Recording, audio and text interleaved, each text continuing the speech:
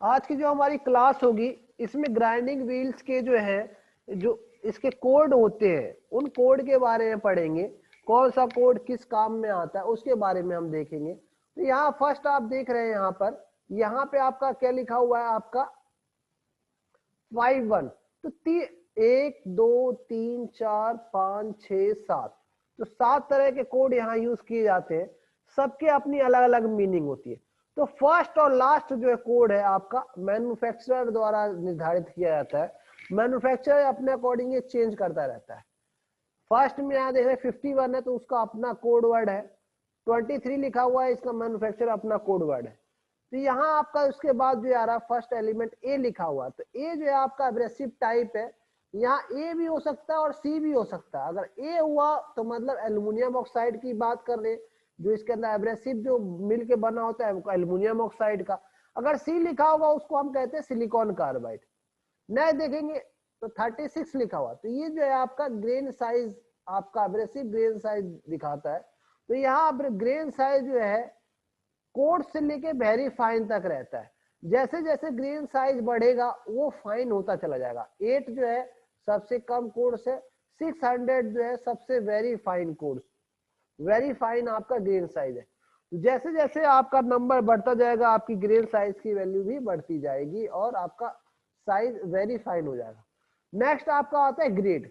तो अलग अलग ग्रेड में रहता है, हार्ड ग्रेड है, सॉफ्ट ग्रेड है, मीडियम ग्रेड है, ये आपका टेबल रहता है। A to Z तक आपका ये टेबल है। इसमें जो है L जो है आप देख रहे हैं तो मीडियम ग्रेड में आ रहा है LM।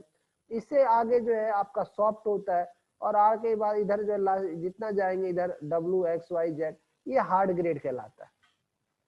और आपको पता होगा कि आपका ग्राइंडिंग व्हील जो है अगर हार्ड मटेरियल की ग्राइंडिंग करना हो तो सॉफ्ट ग्रेड वाले जो है ग्राइंडिंग व्हील का सिलेक्शन करना पड़ता है।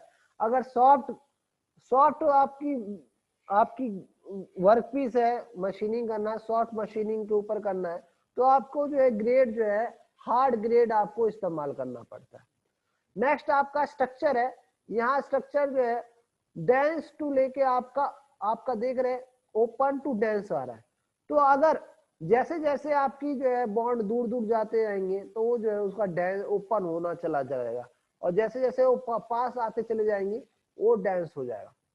नेक्स्ट आपका बॉन्ड बताता है बॉन्ड टाइप।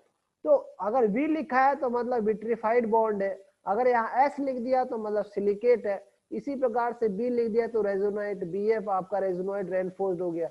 ई लिखा हो तो सिलेक्ट, ओ लिखा हो तो ऑक्सीक्लोराइड, अगर आर लिखा हो तो रबर और RF लिखा है तो रबर रेनफोर्स्ड आपका कहलाएगा। और लास्ट वाला आपका मैन्युफैक्चरर कोड होता ही है।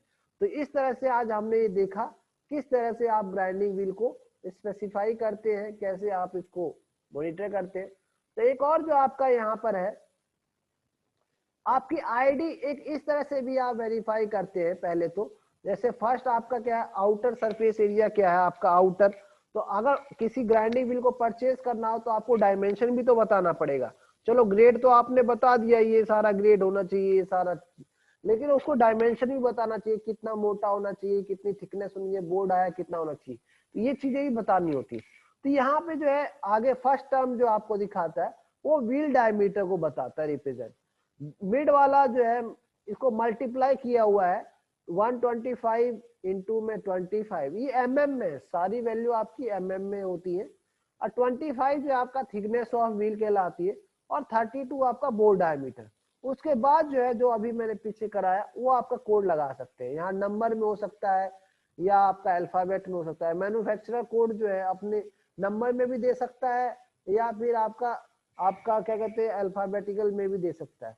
तो W17 क्या होगा आपका मैन्युफैक्चरर का कोड है। ए आपका एब्रेसिव टाइप हो गया, 46 ग्रेन साइज हो गया, L आपका क्या हो ग्रेड हो गया, 4 ग्रेड के बाद आपका स्ट्रक्चर आता है और स्ट्रक्चर के बाद टाइप्स ऑफ बॉन्ड आता है, फिर आपका सफिक्स आता है मैन्युफैक्चरर। तो इस तरह से हमने जो है आप ग्राइंडिंग व्हील को कभी भी आप जब भी आप परचेज करें इस तरह से आपको पता होना चाहिए।